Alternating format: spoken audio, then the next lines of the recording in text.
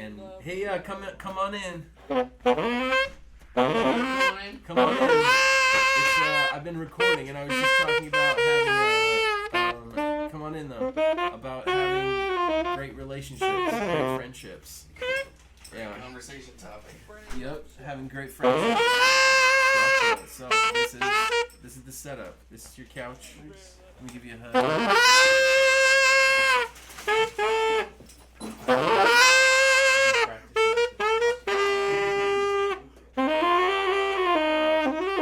Alrighty, so we can stop or we can take a break if you want to, but here's basically what I'm doing. There's a fly going around that I'm trying to smack, and I was talking about Relationship? well, I was getting to that point. Yep, and I was talking about this book. I was talking about the first chapter in it. It's called Desire. And just talking about desire, like how desire leads our life and how it's supposed to. And like, I don't know, like also one thing to think about is how desire, like if we ignore our desires, how it can kind of fuck us up. How like finding something that you desire and like pursuing the desire is like on its own is like a pure pursuit, I suppose. And so but what happens is like, for example, like with money, like to have a desire for money and that's the start of it, right? You have to have a desire for it and have to be open about your desire for it. And there's certain like poverty mentalities where it's like I don't want to be wealthy, you know, or there's ways that we discount ourselves. But what it's really talking about in this is not really about the money. It's talking more about desire for the achievement and not focusing on the outcome as much. So desire is just kind of like that raw, like, I don't know a better word I'm just trying to talk about it though, you know? It's like, sometimes it's not just about passion, it's not just about doing the thing that you want to do, but doing it anyway. It's like you have to put in like the work. So I think desire, like how does work and desire like intercolate or whatever? I guess that's what I'm thinking about. Is you put the work in, you put the time in, you have a strong desire for something. And this is always the case though, is that you can never control the outcome of something. I feel like that's why desire is a good guiding star in a way to keep us pure to ourselves and who we are as a person. Because I think that's like the goal. It's like the goal is to like be a saint, to be like the best version of yourself that exists. And I think that the way that we do that is by trusting our desires and pursuing our desires like a maniac, I suppose. Because that's what kids do. Because I'm taking some of this thought from children, right? Because they have like pure desires. Mm-hmm. Yeah. So that's what I see them doing. There are no evil kids out there. Well, there are. I mean, I think evil kids are ones that have been damaged or been hurt or have been neglected or something like that. Before that, though. Treated. Yeah, before that. Yeah, I feel they're like not evil. Yeah, that's how I think. I don't know. I don't know. At the same time, they're also very. Maybe that is it. Maybe desire is evil. Maybe desire is the evil thing. I think all people are innately good from the very beginning, mm-hmm. and something happens along the way. Or make a decision. Mm-hmm. In life, you make choices.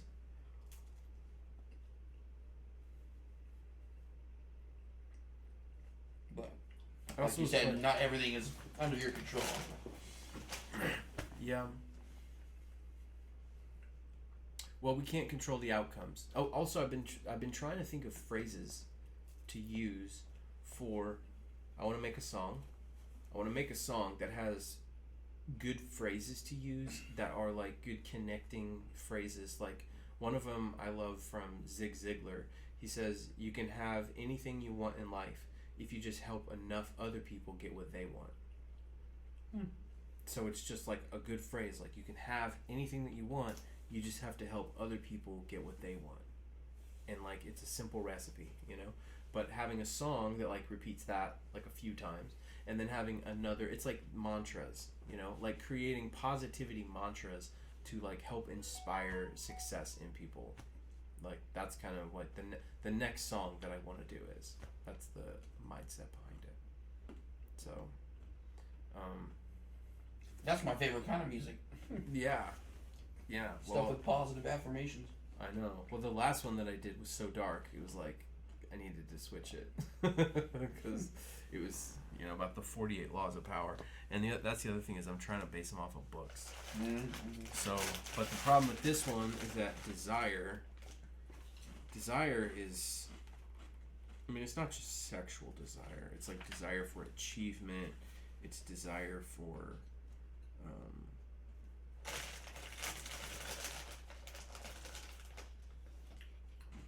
and it's also like, you know, setting yourself out to do something and then doing it. What's that thing called? Achievement. I think the desire for achievement is definitely... Okay, here we go. Here's a great quote. Success requires no apologies. Failure permits no alibis. Success requires no apologies. Exactly. If I'm successful, I don't need to apologize to anyone for that. And I think that is... I mean, I feel like I do that. I feel like if I'm super successful, I feel like I'm apologizing to anyone. But I don't think that that's the reality of what it should be. I think that success requires no apologies, exactly. And then failure permits no alibis, right? So if you fail at something, it doesn't really matter what your excuse is.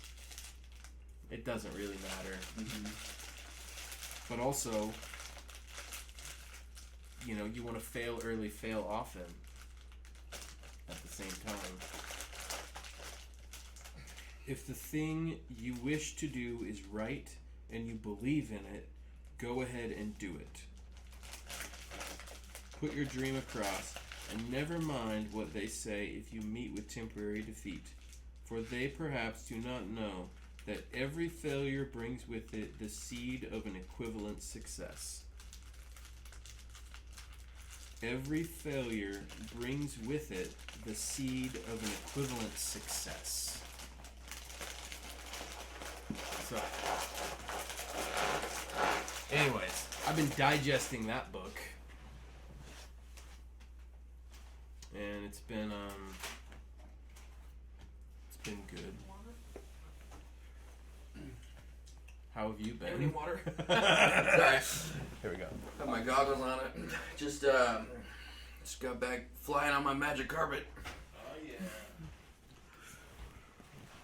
Looking at you, I feel like I want to wear a different outfit now. You want to borrow some clothes? We can have a little outfit changing party. No, we'll just get a different better outfit for next time. Dude, you look perfect, dude. You look like the man that you are. Okay. Oh. I don't know. That's all I'm going for. I don't know. Dude, you look great. Mind if I roll up a joint? Yeah, let's do it, and let's go smoke outside. Okay. And I'll stop this while we do that. So, but this is the secret, dude. The secret of all of humanity. I'm about to reveal it to you. Oh, really? No, the secret, dude, is you just don't stop. Like, we'll go outside to smoke because I don't want to smoke in here. But the secret is that we just keep going. We keep going. We don't stop. Wait, is this mine? Yep. Okay. So you just want to roll it in here and then we'll smoke it outside? Yep. Sounds good. You gotten a chance to try this weed yet? Yeah. Do you want me to grab because we can... I've got this stuff in there. No, Should I that's grab yours. That's for you. that? Oh, thank you. I have some of my own that I will share with us. Okay. Just curious if you Yeah, but I did try dip into it. Yeah, it was great. I think it's really good stuff. I know. I forgot which one I gave you. Whether it was the DJ Short or the Bubblegum Kush. I think you said it was Bubblegum Kush. Oh, yeah, that's my favorite. I'm about to go visit that farm tonight because it's Comedy Monday. Every Monday, Kill Tony does the comedy podcast. Every Monday, I tune in right at 6 o'clock. I gotta listen to it. So, my buddy from North Dakota, he's just got a 1980s tour bus. He's out there living on the weed farm right now. So, I love it. We're gonna go kick it tonight. I haven't seen him in over a year. That sounds like a blast.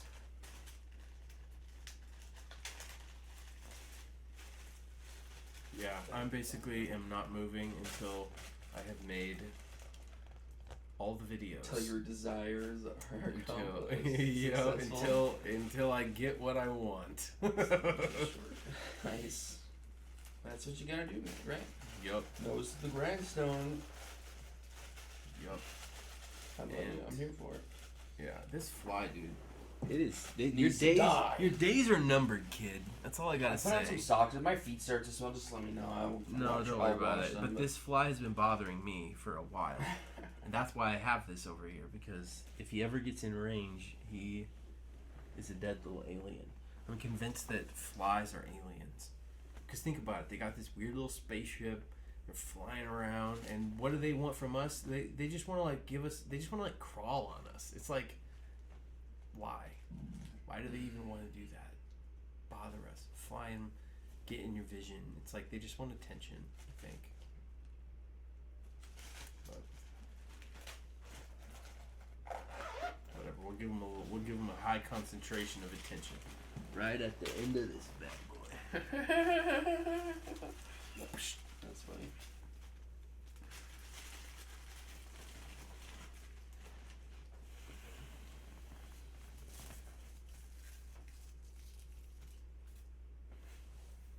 See, look, there he is.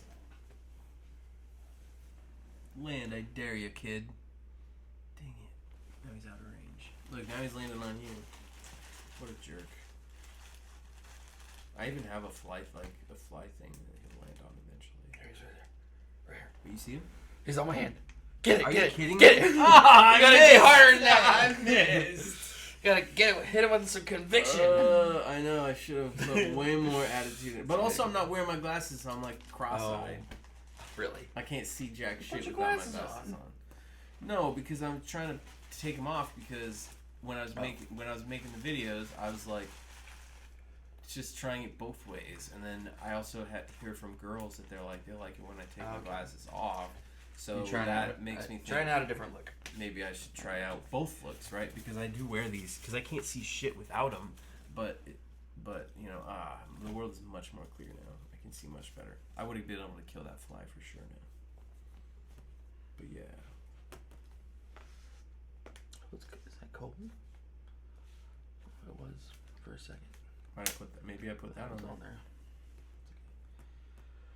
All right. What are we looking at? I'm debating whether to break the weed down straight on this glass. Let's do it on or put something on a plate. Yeah, that's what I was thinking. I got a plate. Less of a mess.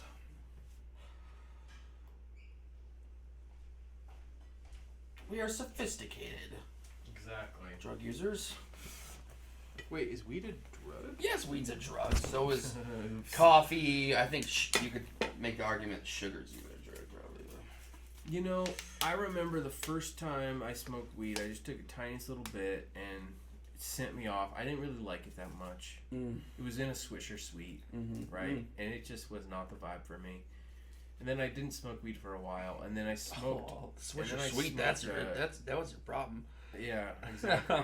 So then I was like, yeah, weed's not for me, I guess. And so then later on, this guy he had a bong, and I took a so this was like the first time I really did weed, right? I took a gigantic bong rip. We should talk about that in the podcast. Talk about our first time weed. Well, we're talking about it right now. Oh, are we live? That's what I was saying. I said the secret is you just don't stop it. Oh. Yeah, I said the secret is you don't stop it.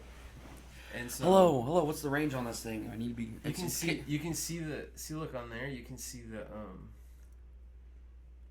You can see the. Oh, the input levels. Yeah, you can see your mic check volume there.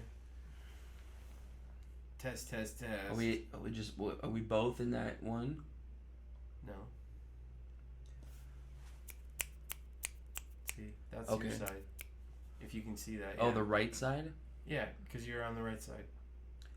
Oh, okay. That's the thing, is that it's dual micro, so it's left and Got it. right. Okay. So like, that's Oh, that's is it the whole idea. stereo? Like So it's stereo. in the published podcast, is it? Am I gonna only hear me in the right ear, essentially? You're gonna hear both because you still get caught in this microphone. Right. That's what I But you're thought. gonna primarily come through in that area. Okay. That's the idea. I haven't actually tested it with headphones yet, but Syphilis.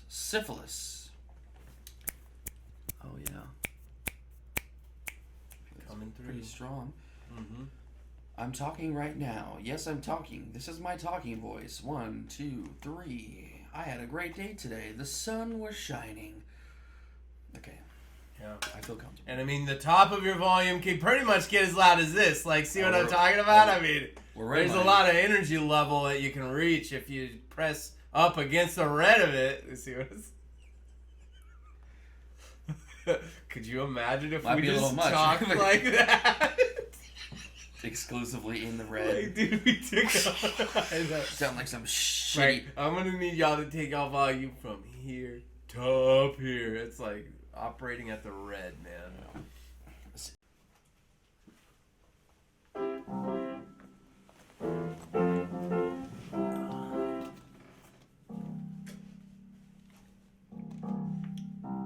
Did you play piano?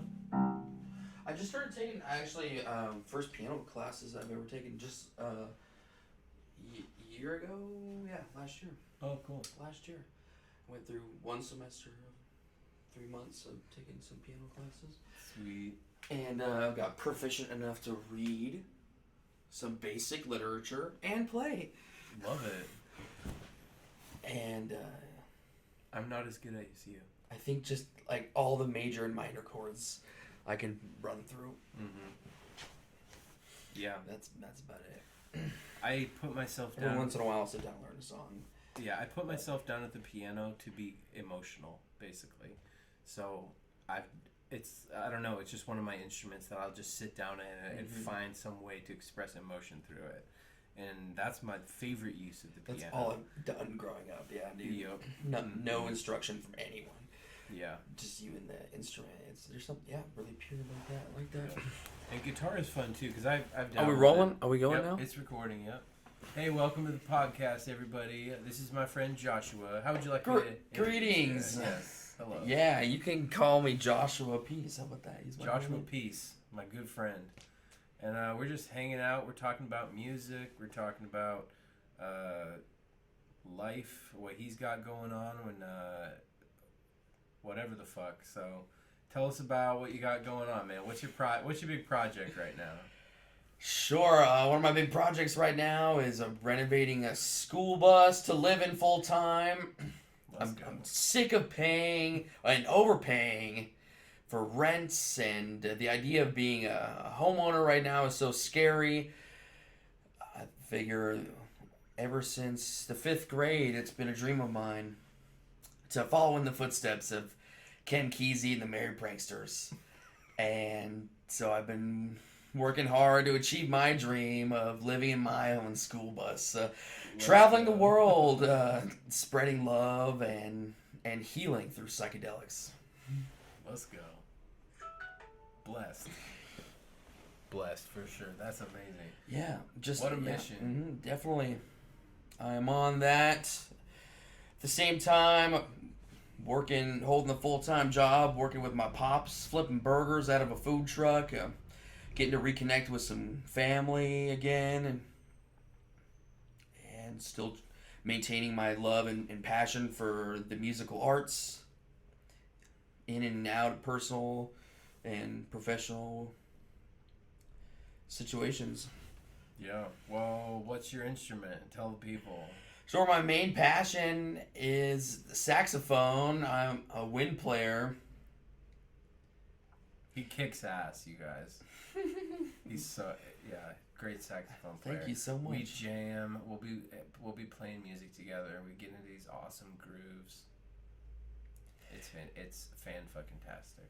Yep, started playing the horn since I was little, and I love to be on every part of of music in itself, beyond the saxophone. All forms of audio. Definitely. Same boat. You and me are kind of on the same boat. Yeah. Love making music in every kind of way. And I all the audio have stuff. obsession over over sound. It's something really unique over the other senses that we resonate with. Yep. And, righto.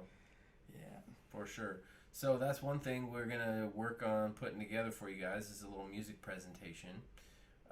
But that's for later. Right now, let's talk about Joshua. I want to ask you a few questions about, like, how did you grow up? You know, how did you get into music? Let's talk about that. Okay, sure. Yeah, is that where you want to start? Mm-hmm. From the beginning. Yeah, from the beginning. Like, what was the songs you heard when you first felt the groove? You know, for me, it was Barbie Girl by Aqua. Okay? The song was so bouncy and it put so much energy into me. I was like, whoa, I didn't realize I could be energized by a song like this. You know what I mean? And that's why I kind of went the DJ route. I went the electronic music route. I went all of that because of that. So I'm curious, like, for you, what were some early inspirations that you had, like, in your music journey? That's a great question. Yes, I definitely have some early influences that I can recall. First CD I ever bought was a Billy Squier album. And I was listening to The Stroke. Track title, The Stroke, from Billy Squier. Stroke man, stroke man. Oh, yeah. Yeah. Stroke Man, he's just singing now. man. Stroke, stroke. Oh, yeah. Yeah, big 1980s hit. A lot of classic rock and glam rock, heavy metal influences, slightly from my mom and dad, and my brother loaded me up with an iPod full of music and put me on when I was riding the school bus, like the 4th grade, something. And I remember being exposed to some like Linkin Park, some Tupac. Yeah, stuff like that. A lot of classic rock influence in my beginning. Definitely, I'm Coming Out, Donna Summer.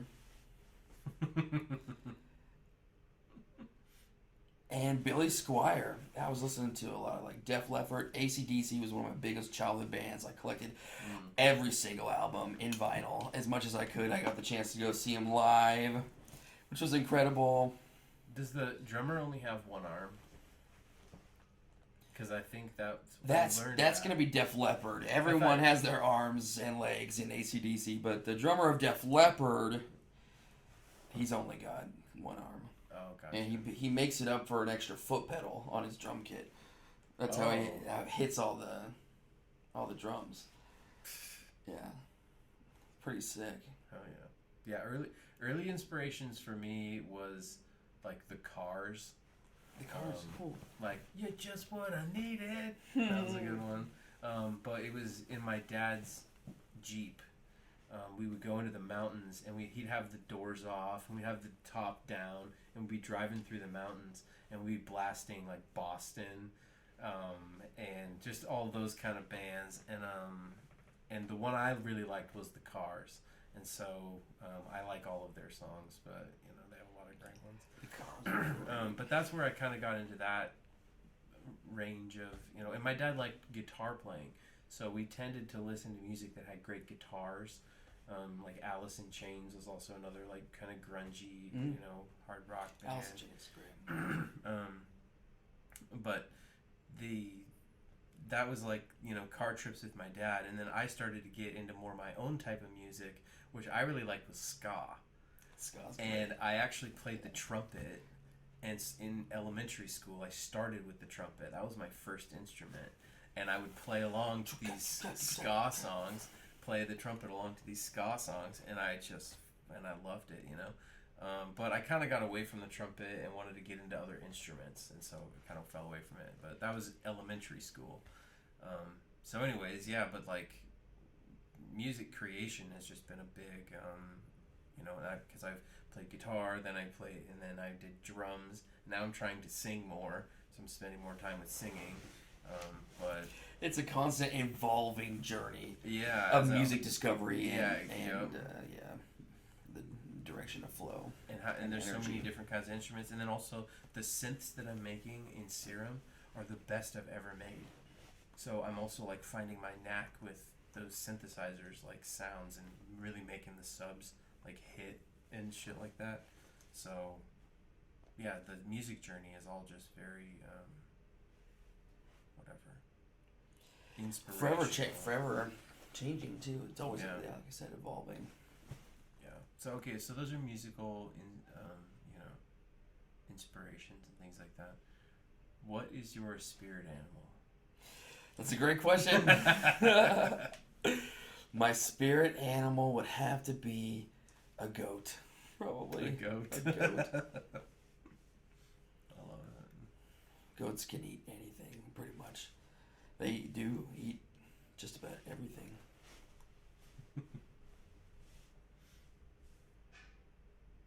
I did have that experience where I was bent over and a goat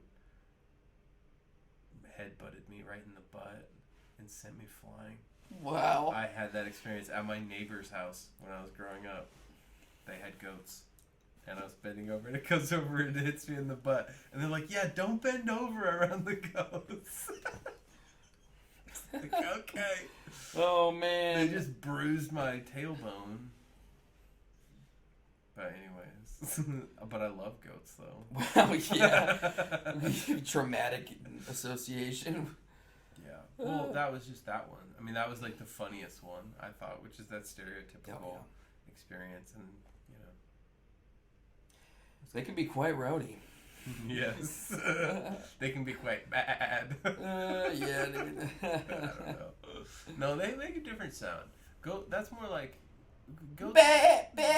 Yeah, there's bah. There you go. That's similar to sheep, though. Just like, bah. Yeah, sheep are more like that. Which is what I had sheep growing. So I did 4-H and I had sheep. That's great. So I did 4-H and showed sheep, too. Are you serious? Yes, I did. I'm serious. We're learning things today. At the Benton County Fair. At the Benton County and Fair. At the Connell Fair. And I went to the State Fair in Puyallup and showed there, too. Ooh, let's go, baby. Which doesn't mean anything. Killing it. See, that's achievement. It was a good experience. That's still achievement, though. And, like, you get to, operate at a good level for that stuff. That's great. 2 year time, Benton County small animal grand champion right here. Reserve grand champion right here for market. Nice. I was reserve champion for sheep in showmanship. Cool. Which was fun. And getting to do the round robin show is kind of cool. Yeah. All these other animals now that you're judging. Mm-hmm. Pretty cool stuff. Wild that we both have. Fuck the Boy Scouts. 4-H is where it's at. Put your kids in 4-H. Fuck the Girl Scouts. Fuck the Boy Scouts. The goddamn FFA. 4-H. Put your kids in 4-H. They'll be just fine. They're gonna turn out great. I know. We'll teach them how to raise an animal to harvest. We'll teach them. Dude, if you think about this from a gruesome perspective, we are teaching our children how to raise these animals so that they'll be nice and well fed, so that they'll make more money on like the fattened animal. Like, it's. While I agree with you, like 4-H is incredibly valuable, it also takes away the innocence of dying creature, like the love, like children get introduced to death at 4-H. Yeah, that's an important thing. Because it's an important part of life. Because it's like you have to train in your mind the whole time that the animal is going to die. Yeah.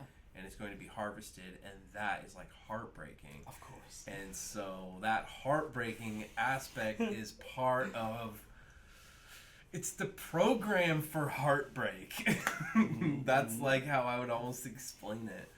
But it was still so much fun to be a part of, and they make it so great. And you create the yearbook, and you do they've got so many different things that go along with it that it really is like a beautiful program.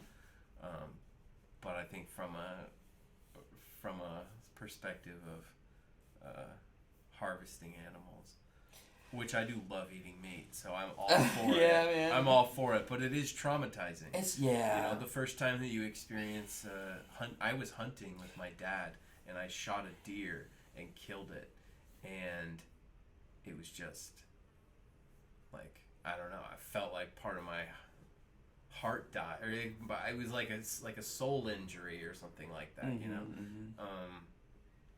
But it's still also part of life. It's part of the reality. So I don't like hunting, but I still did it, and I still feel like it's still important to do. You know, like, I don't know. I think I like eating animals a lot, so I'm always gonna say we gotta eat animals, but it also hurts our soul to kill animals, I think. I don't know. Yeah, well, I think it's an important skill to know. Yeah. To be able to provide for yourself. Yep, 100%. In that way. True. Yeah, I totally see myself later in life when I want to settle down and stay in one place for a while, doing a bit of fucking farming, get with some animals, you know.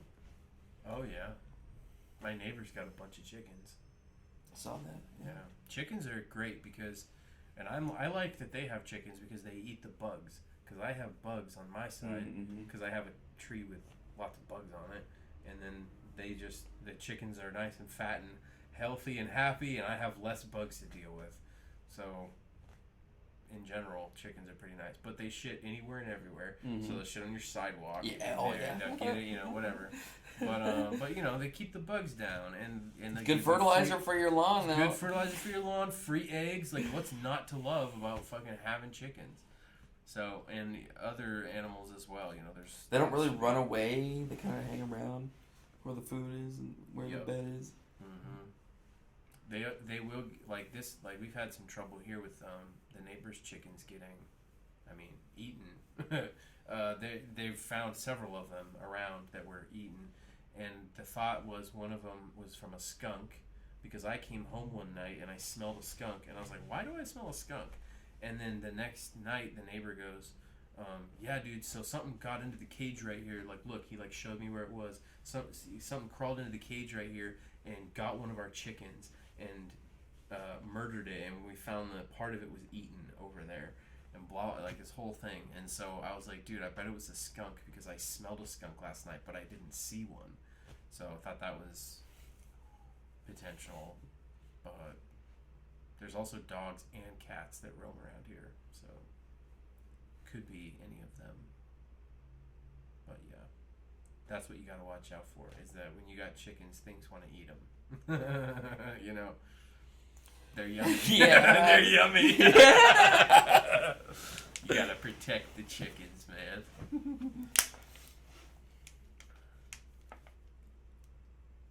I had a chicken when I was a kid. This is before, I would have been like 8 or 9 years old. We went and everybody picked a chicken. I got a rooster, and he was ugly. Because it was basically like, do you want to get a good chicken, which is like a hen? Like, look at these pretty chickens. Or do you want the one ugly rooster that is just like nasty rooster, been man. around the block way too many times. I was like, well, he was a baby though.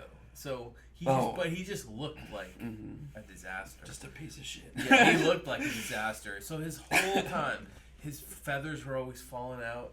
He was always just like in poor health, but he was just kind of angry, and he was just like, and he would just hurt everyone. Yeah, he wasn't like a good rooster in any way. So I ended up forming much better relationships with my sister's chickens, because I would be petting my sister's chickens, and then I would start to pet mine, and it was just like, oh man, this guy's like not friendly.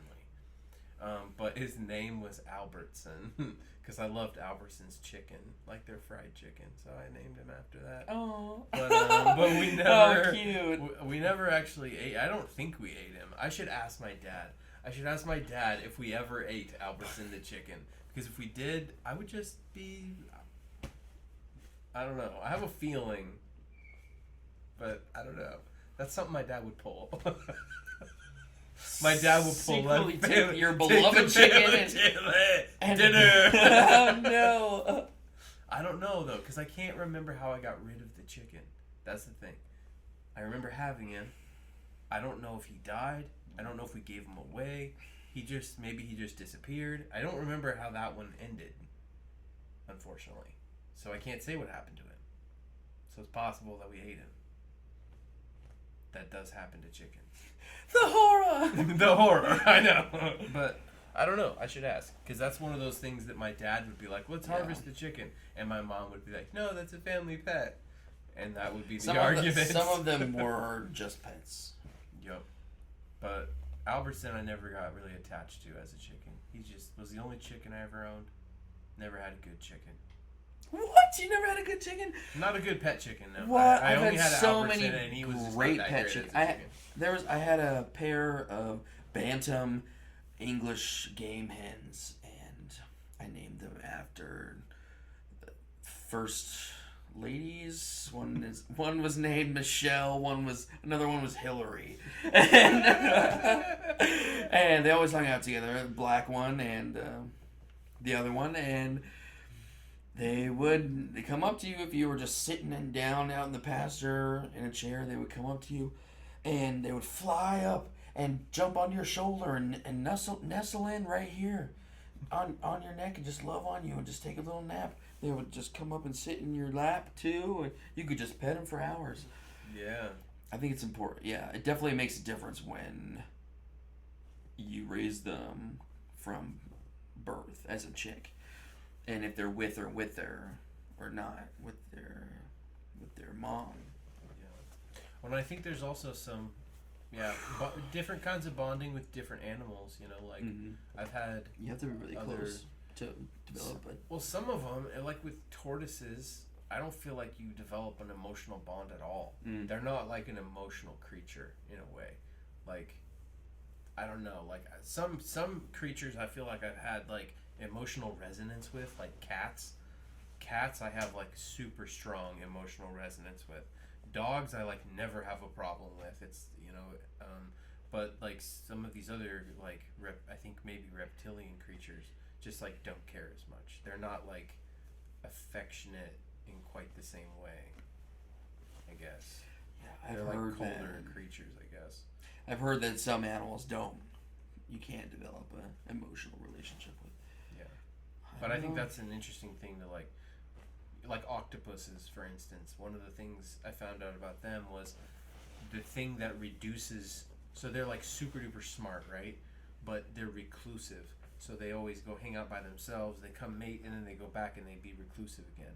Well, so that means that they don't get any social interaction. So like a lot of these other animals, they develop differently because they have social interaction in the way that they move and all this. Well, octopuses don't have social interaction, and so their brains didn't develop to the next level. So like social interaction is basically what develops our species to the next level, and isolation is what like devolves our species basically. And by just saying like this happened to octopuses, right? Because and then to divulge like what it means for us. But I think that's like in some ways it's good to have isolation because you can just like be yourself, right? Or like creating, like I create by myself and things like, and it's like I'm being true to myself. But at the end of the day, if we don't have social, if we don't have people in our life, then our life is going to feel empty. I feel like that's how it is for me. You know, it's empty without other people in it. Amen, brother. Amen, brother. That's why octopuses have got it wrong, and that is why they are a lower tiered animal than we are. We are the highest tiered animal, and it's because of social interaction. We are social animals. Yep. Whether you like it or not. And the other social animals, they're pretty smart too. If you're a non-social animal, you're a fucking dumbass, and you should change your ways. That's my message to any octopuses that are listening to this right now. Change your ways and become more social. It will be good for you. That's my message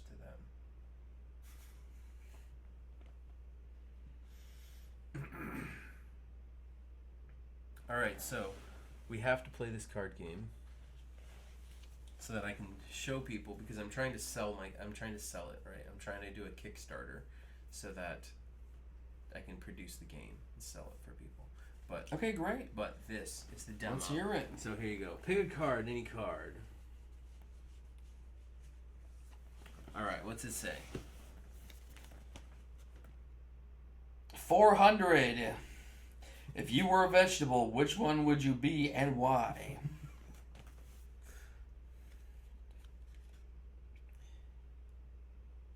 Do I need to answer that? Yeah. Okay. So you answer it. Well, either way, I mean, what's your answer? If I were a vegetable, which one would I be and why? I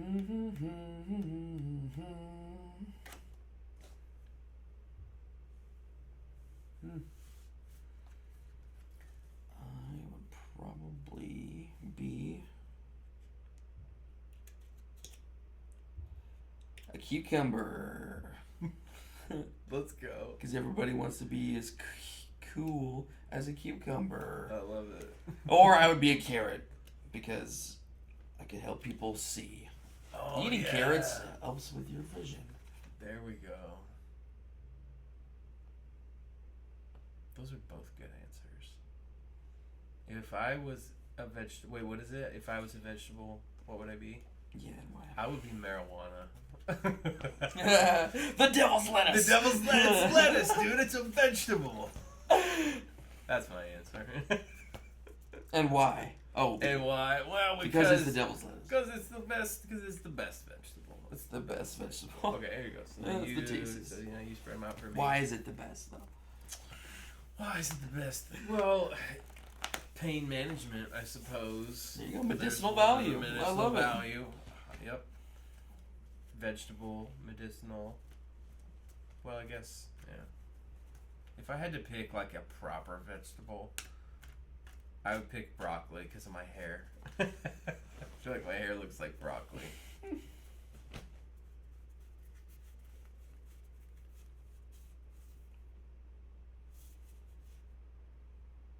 So these are the 36 cards from the 600 or whatever that were originally there. I've narrowed it down to these 36 that I think are the most widely approachable. So you can just play it with anyone, basically. They're vanilla. It's the vanilla version. What I want to do is put up the I want to put up the edition that the questions are like, what's your favorite position? And like, do you like receiving oral sex? Stuff like that. Bust that out at parties. I feel like it would just make people, I don't know. I want to have a next version of the game. Like, this version of the game is vanilla. This is, we're just Chocolate. meeting chocolate. Exactly. We're meeting people in general. We can play this with your grandma. You can play with little kids. It's like you can have safe answers for everything. But I want to make some versions of the game that aren't safe. You know, kind of like Cards Against Humanity. You know, because the reason that whole brand works so well is because of how bad it is. You know, but these questions are all good. These are all wholesome. So that's the question: is having wholesome game is really helpful, but having an unwholesome game is also pretty helpful. So yeah. Next step. So I guess if Love Bites, it's like Love Bites vanilla and Love Bites chocolate. That's totally what it should be. Vanilla is all, you know, innocent, and chocolate is all sexy and dirty. But I also don't know very many dirty questions. I need to explore my repertoire of dirty questions to ask.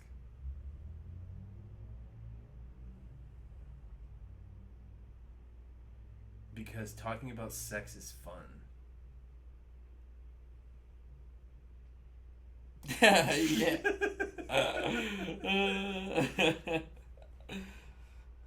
Booyah! All right, so Whammy! I don't have any prepared questions for these. So, also, where's your water bottle? Am I drinking your water bottle? No. I have emptied mine and I put it below the table. I think. Okay. Do you want one? Another one? Let's get more. Yes, please. Thank you. Alright, well.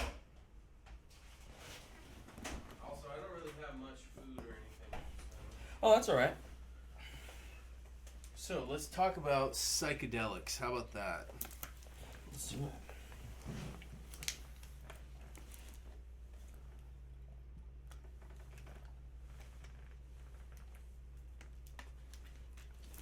What was the first psychedelic that you ever tried? DMT. I went straight in immediately. No, I'm kidding. I started at the bottom with, well, I guess, no, I'm contradicting myself. DMT was the first drug that I ever did, I think, when I came into this world and was born. I believe that DMT is also activated then. You know, this is pre the moment you're early age crossover area, so this isn't something you're actively consciously ever remembering or thinking about. It just was a part of you. But and you get a little bit every day when you dream, right? Yeah, every night. Mm-hmm. It's incredible. It's the most powerful psychedelic in the known universe. That's in every living thing. Mm-hmm. Just about every living thing. So, but in my exploration, as I got older, I started with psychedelic mushrooms. Yep, I bought my first eighth of mushrooms after high school. One day I was in marching band practice, and I knew I just was staring across the street, which was the Keywade skate park. Oh, maybe we shouldn't name drop things. I don't know. Who cares? Whatever. It was the Keywade skate park. It was where it was. Hey, Kennewick, Washington. And if you need the ad, I was let me know. looking right across the street the whole time through band practice, thinking, I'm gonna go buy some mushrooms after this. And I did. And I walked right across the street after our marching band practice, and I met up with, another human being that possessed the fun guy. Some skater punk. Handed over a few bucks, and I went home, locked myself in my room, away from my family and my brothers, and I endeavored on the first ever life-changing experience I've ever had at that point. Wowzers. Yep. Psilocybin. Mm-hmm. That's this one right here. I don't know if the camera can see. I've got a host of different molecules on my arm. This is the mushroom one right there.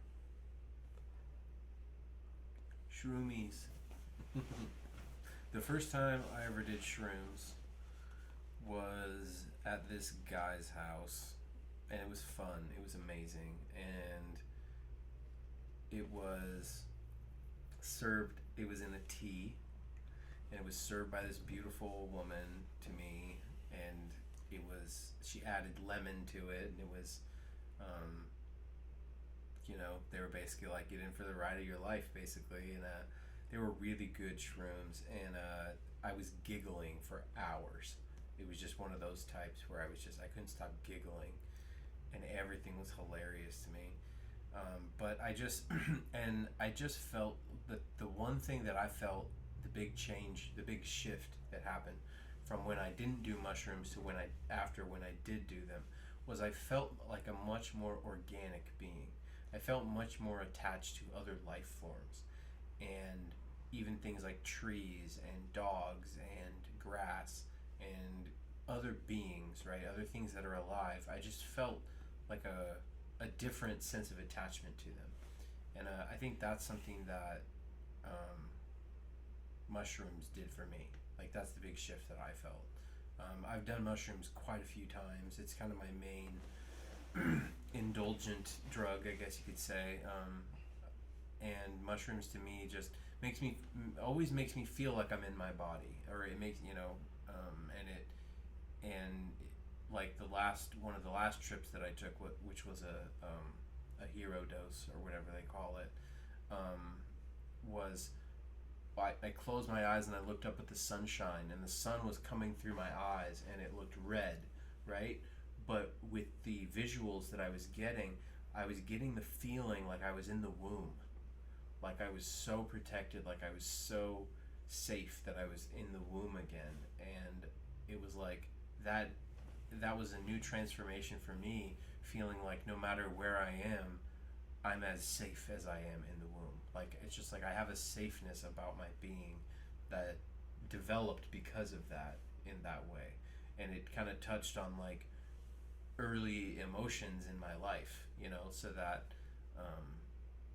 because you kind of get what I'm saying. But mushrooms does that kind of stuff where you feel like you get a complete start over from life. Like, emotionally, I feel like I started over in the womb that day, and it was just like a couple weeks ago, Mm-hmm. And that's the power of that drug, is providing like that. I think I could describe it as peace, but it's also kind of weirdness too. There's a weirdness that comes with mushrooms as well. Definitely. So it transports you into that pure child-like state of mind. Yep. Mm-hmm. That is inside all of us. Yep. Just the layers of polarity are shed from your entire being. Ego, your sense of purpose, anything personal, relationships here. And for me, it was the first time I ever was able to see and think and feel everything all at once on one visual plane. Mm-hmm. Everything in the way I was able to communicate thoughts in my brain and think about the past and present and future, just all meshed, all merging. And I really truly felt that, yes, we are all one and we are all connected. Mm-hmm. And we are part of something bigger than ourselves. And this is just a momentary lapse in time until we get to the next thing. We are spiritual beings having a human experience. This is essentially the ultimate truth. That's what psychedelics showed me. Mm-hmm.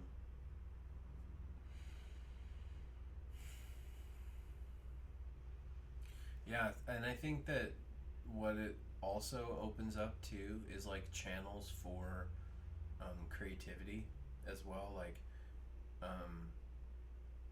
new form, like in a way, when you start off, you can only think music. For instance, music has to sound like someone else's music, right? Because when you start off, you're imitating, and then eventually, your imitation, now you have proficiency, right? But then your whole entire goal is to go back to the time where before you started learning it, in order to get the raw inspiration that you had at the very beginning. So that's where this weird cycle and loop kind of happens with art, and especially with music, which is proficiency in an instrument versus what's truly driving your inspiration. And basically, at the same time, you should just, if you sit yourself down to a blank canvas, you can create something on it, whether that's music or whether it's an actual blank canvas. I think that living an artistic life is just living out your art. everything that I do is art, whether I'm creating a painting or whether I'm doing something else. It's like, but then I have blessings and proficiencies in certain areas, and so that's where it's like you get specialties in art. But I think that individuals like us, like, it's more of a dedicated to the artistic experience of being, I am a piece of art, like walking art, That's how I think of it. But and I think that the way that art is also a representation of art and feeling, like kind of go hand in hand.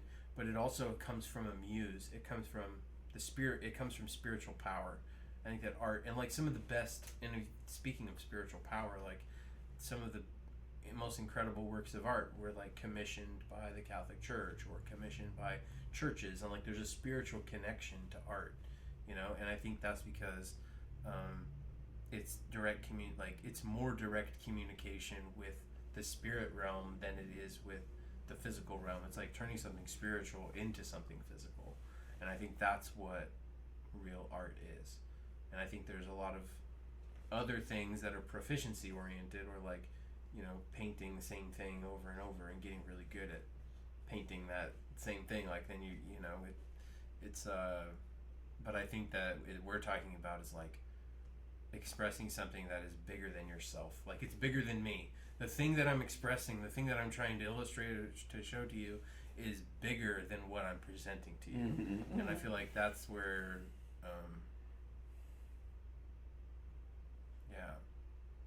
and I think that's how it is. There you go. Period. That's how it is. Yeah, I agree. Yeah, but I agree with you. Like spirituality and our experience and using psychedelics and stuff like that, it does open up those pathways, and it opens up like creativity. And creativity is something we lose as children, and because we're shunned, or because it's like, oh no, that's wrong, or all these different things. But you know, as adults, we need to be more like kids. Possibly. Yeah. It's one potential option. What if, funny thing about life, being so young, all you want to be is grown up, and when you're grown up, all you want to be is a kid. All you want to be is kid, yeah. The reality is, I like exactly where I'm at, and I wouldn't change it for the world. So, leave me where I am. I like it here. For now. Yeah. But I am open to adventures, of course. Speaking of adventures,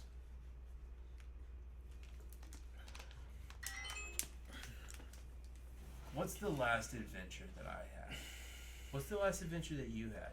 Where you're like adventure driven, I'm just going out for the adventure of it. And I feel like I did this recently in Seattle. That was the last kind of like adventure that I went on. What about you? What's the last adventure that you went on? My brother had a bachelor party. Pulled up. That's an adventure. Pulled up to Moses Lake in the middle of the night with a pot of birria. I've been cooking all day, and I was just like, I got dinner the first night. I didn't think I was gonna be able to make it. I had no idea what I was walking into.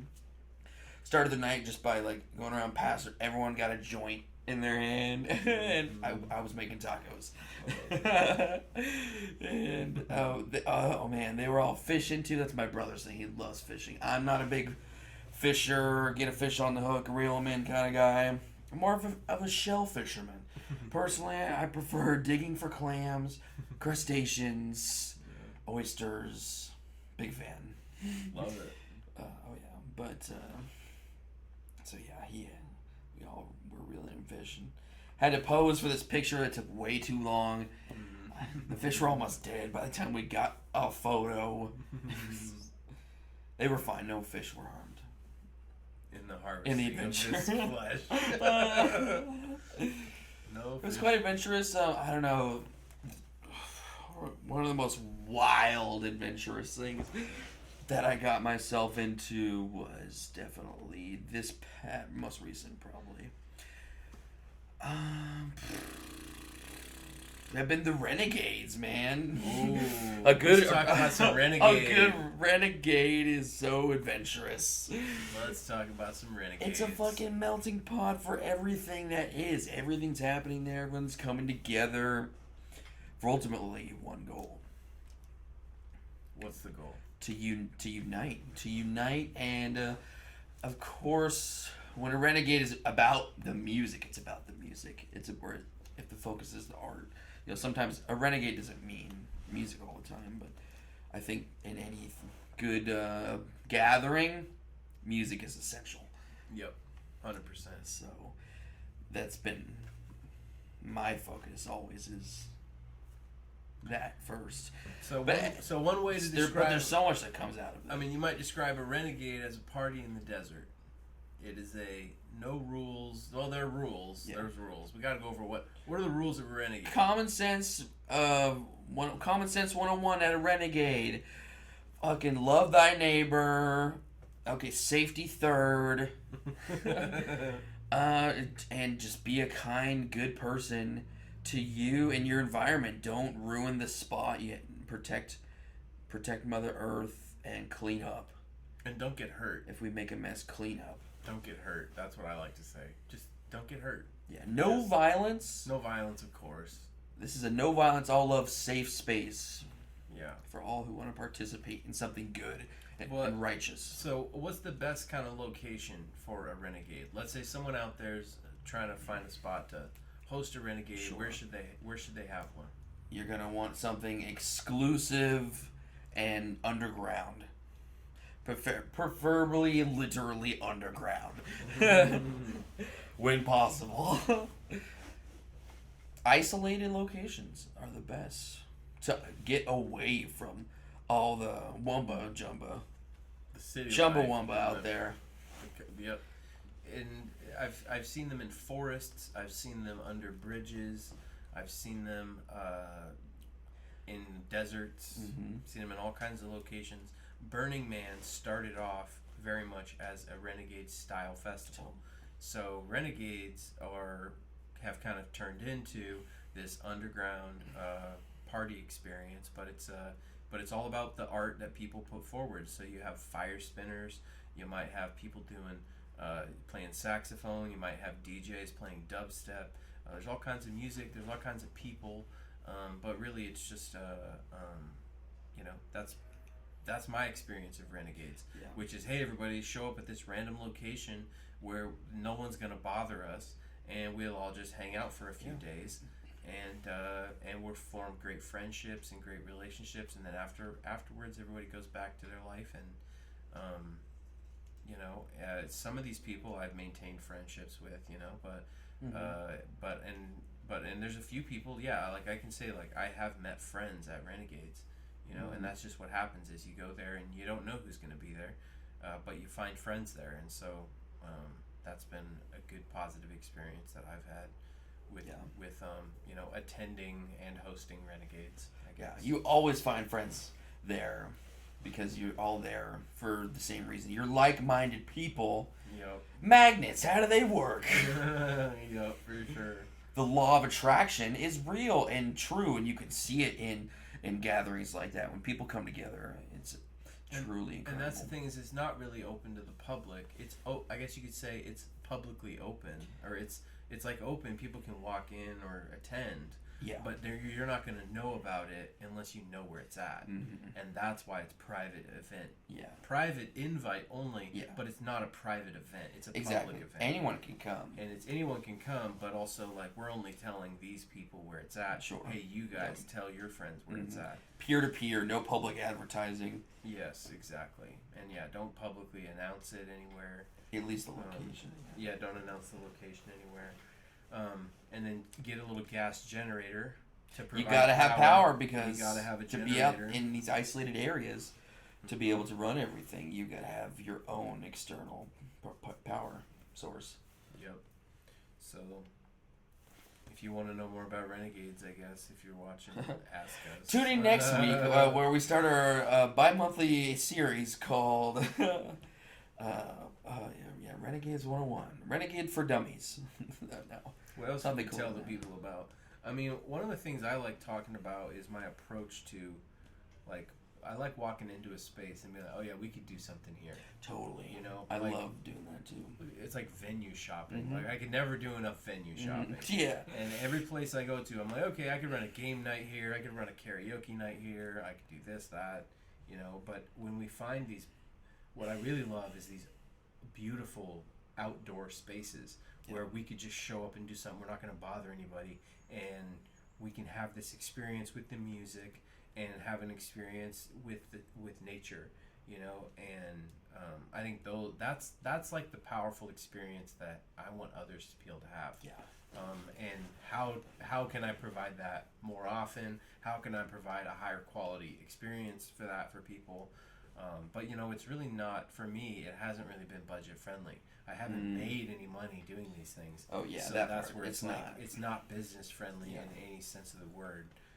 But it still is so healing for people. I feel like it's like giving someone something really, really valuable in their life, like a valuable memory, you know, valuable experience, and not charging people for it, but just getting that sense of accomplishment and that sense of pride at what is happening, you know. Yeah, it takes a lot to curate that whole environment and to put your energy into it, start to finish. So it has to be something that you want truly just for the soul and for your heart and for other people and the art over anything else, and over any monetary value. You know, that's what comes first. True. And that's what I love about it. Because we love it. Love. And this is what, dude, when I we first... DJ Brandon love Did it. I tell you, like, I should tell you, I think I already told you this, but my first events that I ever did were called Crave. Christian Rave. They were at churches. Oh, yes, shit. I come from the bottom and now I'm here. Amazing. In a church. I want to hear more. In a church, and then I played like worship music along with like trance music and stuff like that. Wow. And so it was I wasn't that good of a DJ at the time, but like the effort was real, you know. That's what's up. And then I had other performers, like there's a Christian rapper who raps about his life when he used to be a gangster and now when he's like saved and stuff like that. So I had him come rap, and then I DJ'd, and it was like a crave, and there was like maybe 30 people there. So that was like one of my first events, but that was the whole thing. Is it was like I was trying to fit what I wanted into my world. You know what I'm saying? Like, I'm trying to fit what I want into the world that I know. And that was one of the things that my mentor, Robin, he had said he loved so much about what I was doing. Is like, dude, you're trying to, like, cram your worldviews, like, into, like, you're creating stuff, like creating an experience, you know? And it's more than just, like, it's kind of like you have to have, like, imagination. You know, like, I think that's a key, like, word for us and for just people in general is have an imagination. Imagine something that could happen somewhere, and seek out inspiration for your imagination, you know. I mean, those are lots of big words, but but I think people's imagination, and just like Walt Disney used to talk a lot about imagination, and I think that for us it's like our superpower, you know.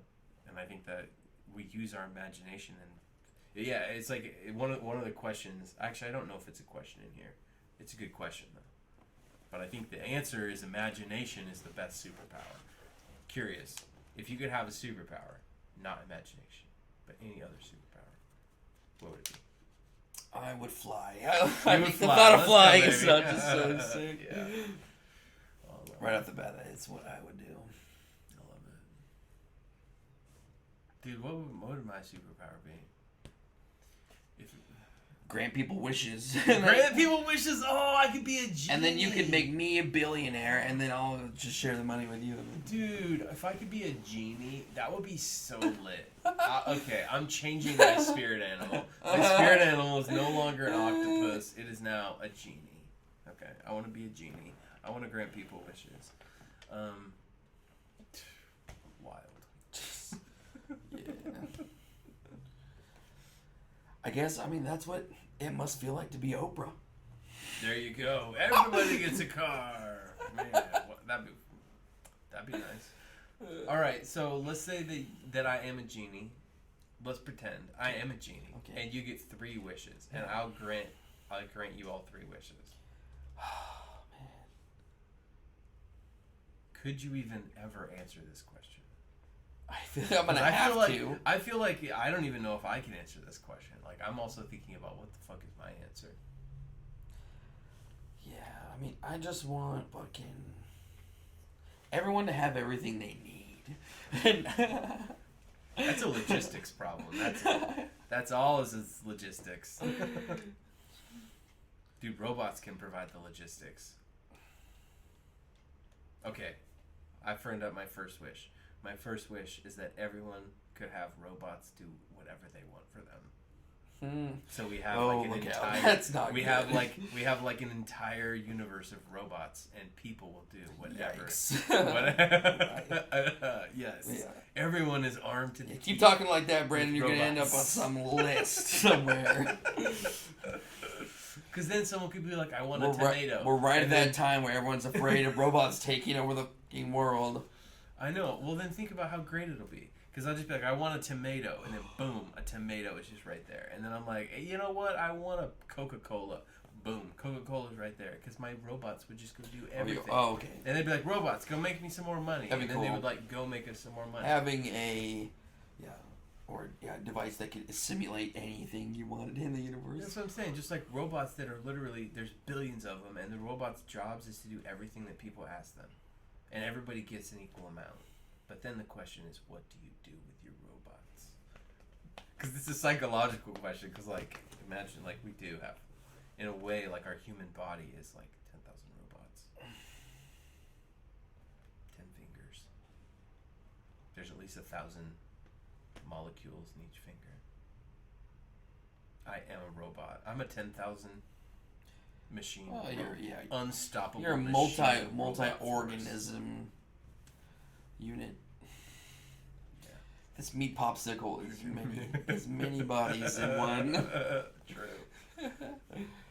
All right. So that was superpower, and I feel like I want to change my answer. I mean, flying would be so satisfying. I mean, come on. But I mean, you've got the goggles for it, and you flying is like what I want. I want your experience of the superpower, because for me, a superpower is like, I would like, and I mean, this is my honest answer, actually. I'll tell you what my honest answer is. I would like to be able to recycle time forwards and backwards. Mm-hmm. Just be able to jump around wherever I like. Yeah. And there's a level of consistency where no one else would notice. So it's not like I would freeze because I'm out of time. It's just because I have the ability to shift time completely at my leisure. That's what I would like to do. That would be very cool. Yeah. So... interesting, at least. I don't know if there's any superheroes that have that power, but... And I don't think I've ever said that answer before. That's a new answer. Because I've played this game hundreds and hundreds of times. That'd be a cool superpower. Alright, let's do a new card. So you're supposed to spread them out for me. Okay. And then I pick randomly. Pick a card, any card. I picked this one. Wait, we already did that one. If you were a vegetable, we mixed them all in. If you were a vegetable, which one would you be and why? Didn't we already answer that? Yeah, that was the first new one. We gotta do a new one. If I was a vegetable, if I was a new vegetable, okay, let's not do new vegetable. Let's do this one. It's the same card. I know. What's a skill you're proud of having? A skill that I am proud of having. I am proud of my DJing skill. Cannot lie about that. I'm proud of being able to DJ. It was something that I wanted to do when I was a kid, and I want to continue getting better. And I practice on my own time, on occasion, not all the time, but I practice. Work at it, try to get better, try to make myself a better. Yeah, so I don't know. That's my skill. What about you? What's a skill that you're proud of having? Being comfortable in the kitchen. Let's go. Why? Because I think it's, no, being comfortable cooking and making food for yourself is important, and a necessary life skill. Mm. And I'm proud of that. I'm proud of fucking owning that. Dude, that's awesome. You told me one time about, like, putting some cheese, like, when you make hamburgers, like, putting some cheese, and just, like, completely covering it with cheese. And it changed my life, man. Now I add so much cheese to my burgers. It is a cheese first burger. Oh, yeah. I've started to get the process down for just, like, making what I think are incredible hamburgers. But dude, cooking is a good life skill, and it teaches you, like, it's good to cook for others too, though. Cook for yourself, cook for others, and I do a lot of it with my kids. I feel like I'm cooking food all the time. Yeah. And, like, they like hamburgers, luckily, so, and I cook all the vegetables for them, and but yeah, I think cooking food is good. Good skill to have, certainly. All right, new card. Here, pick a card, any card. Okay. If you could be a vegetable. No way! Get out of here! No, this one's not that one. If you could learn any new skill, I'll come and do a magic trick on your deck next time. Are you serious? And turn all the cards into the same card. I think that would be really fucking funny. Go. Look out! All right, if you could learn any new skill instantly, what would it be? Another skill. Ooh, we're on the skill zone right now. I think there's only like 2 questions about skills, so it's random that we got them both.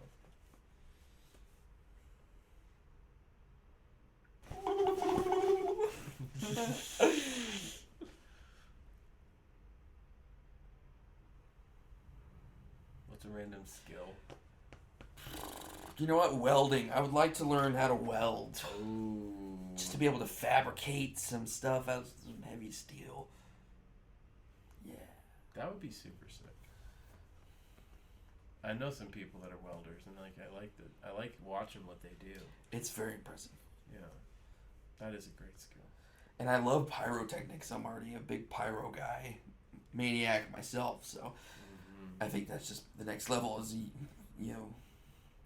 learning how to wield this fire stick as a tool to make things. Oh, yeah. That's what I would do. Interested in that. Of course, I want to pick up sewing more. I want to learn how to sew better. I've been tearing up my shirts. Yeah. Not this one, but all my other t-shirts. Oh my gosh, I fuck up everything I put on.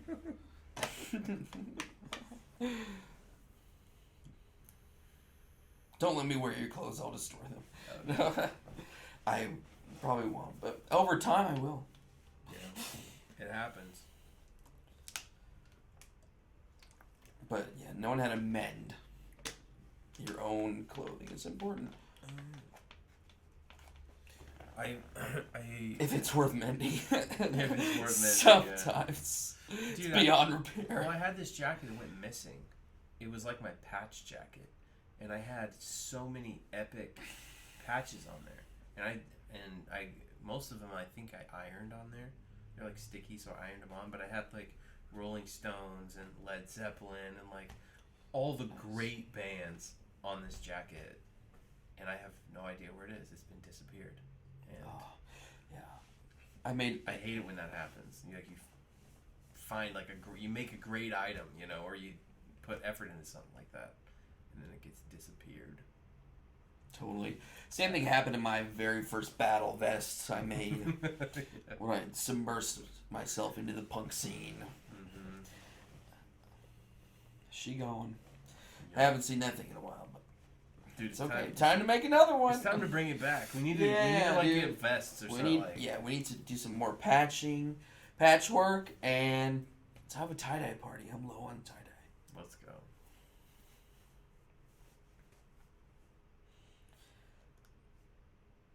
Let's get 100,000 likes. And we'll do a tie-dye party. Dude, that could be a video. Let's do it. We should do music too. We should make some music or something. Take a break and then make some music. Okay. Set up so we can. Okay. How should we? Huzzah! I'm debating how should we do it though, because if we make a song, first thought was we make a song like as the intro for the podcast, right? Yeah. Or then you That's just kind the of do a goal. little two-to horn thing, and it'll just be kind of like 5 to 10 seconds, like short little ditty. Short little intro. That's what you want it to be. And then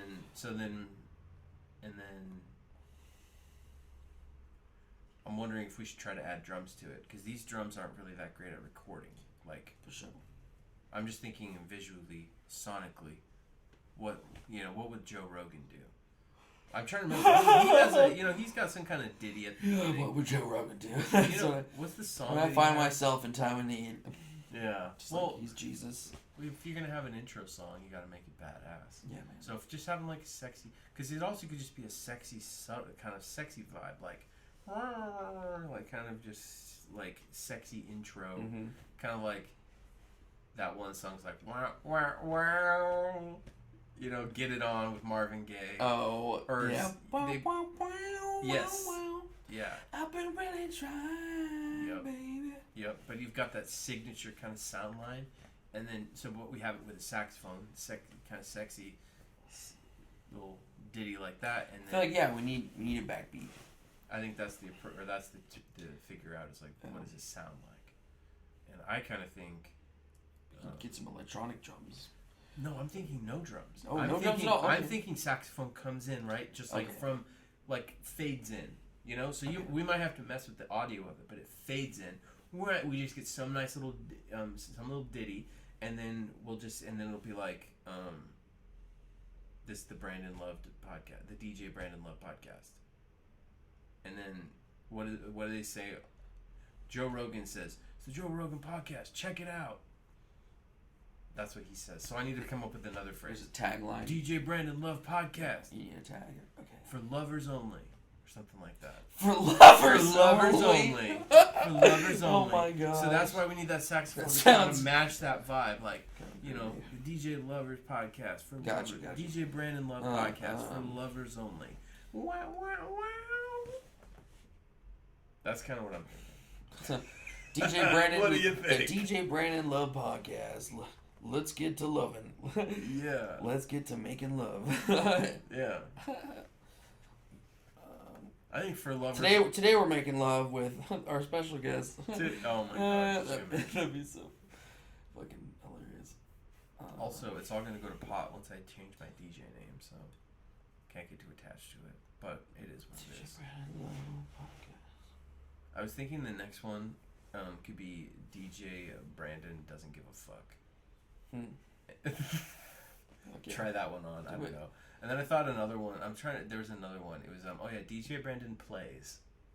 What DJ Brandon Plays? That sounds kind of fun. And then the other one that I thought of was DJ Brandon Sucks. That one's one of my favorites. DJ Brandon Sucks. DJ Brandon Sucks. That's their anthem. That was supposed to be for this DJ Brandon A. It was supposed to be like DJ Brandon A, DJ Brandon A. Like it's like a song. Interesting.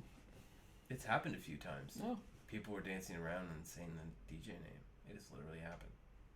But DJ Brandon Love, it's not quite that way. DJ Brandon Love is in love with people, not himself. No, and also himself. There's enough love to go around. DJ Brandon Love Podcast. Time to spread the love. Oh, we're spreading.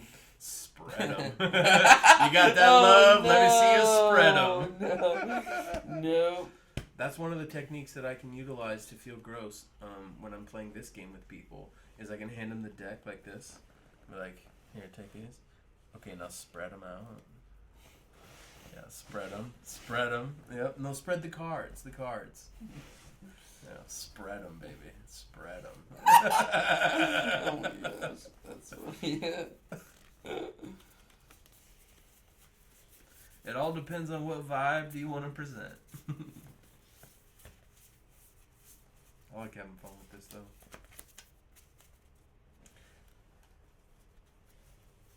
Could you incorporate something like this into your show or your act? Because Is it a card game? or like, you know, you see what it is. You see how it interacts. I mean, if we rebranded it with your own branding, I'm not attached to this. I love the idea of it. But like, if we put your shit on there, could you walk around with cards like this and crush it with your magic, or like, could it be part of your? I would have to make it part of the tricks. Yeah. What if they were just like magic trick flashcards? Yeah, magic trick flashcards. Yeah. Because I have the ability to make these. I use it. I do it through the UPS store. It takes a little effort. They look pretty good. The other ones would be better, but they're designed in a different way. Just depends. Because that's the thing. Is like, if you had an idea, you wanted to use the same process. Like, I could create your own cards. I could create cards for you, or help you get cards created. I need to get some more business cards. Definitely. That's what these were. These were business cards because you scanned that. It took you to DJ Brandon A's information with my phone number and all that. But since I changed my name to DJ Brandon Love, like a dumbass, now this link doesn't work. Yeah, I was so confused at first, but it made sense. Well, I was like, okay, it's just is it the initial of your last name? No. The A. That's what I thought. Yeah, I was like, it is. Yeah. But at first, I think the first time I saw it, it was Brandon, and the A there was no space. It was all one word. Brandona. When I saw it, I was like, like, what the fuck? What would DJ Brandon? That's how I was saying it. I was DJ like, what Brandona. the fuck is that? Makes no sense. Brandon. Yeah. DJ Brandona, and there's and part of the thing about Brandona. That, and what I should have done is added an A Brandona. period. I should have added a period to the A, and that would have helped it. Yeah, so the thing is that people spell my name wrong all the time. My last name is Anderson, and it's spelled S-E-N. And everyone spelled it S-O-N. Yeah. And so because of that constant thing, I've always been trying to replace my last name with something or, like, figure out a way around it. So DJ Brandon Love is good because everyone knows the word love, and because I feel like that is something I strongly represent, and not just sexual love, but love in all forms, like, that exist. Like, we should be exuding love from ourselves, and as a mission, I'm cool with that, so that's why I love the name. But with the DJ Brandon A, that was kind of like part of it was just a description of my name, of who I am, you know? So it's a very professional style name. DJ Brandon Love tends to come across as a less, like, preppy boy brand, I suppose. DJ Brandon A was kind of like the corporate name. The corporate name. Yes, exactly. That was my slave name. That's my Coca-Cola name. And it's always just been DJ Brandon. It's like the reality. I don't know any other DJ Brandons, and that's my name. But I like sectioning off different projects, but it's confusing because I don't put enough marketing into each individual one. Because I suck at marketing, but I'm good at the creation, I guess. So, but I think that if you're doing the right thing, then marketing doesn't matter because it's the thing that you're doing that is the value, you know? Yep. I'm going to use your urination station. I gotta pee too. I think I'm going to start reading marketing books, though, now that we start talking about it. Could you imagine if I was reading marketing books and fucking crushing it with marketing?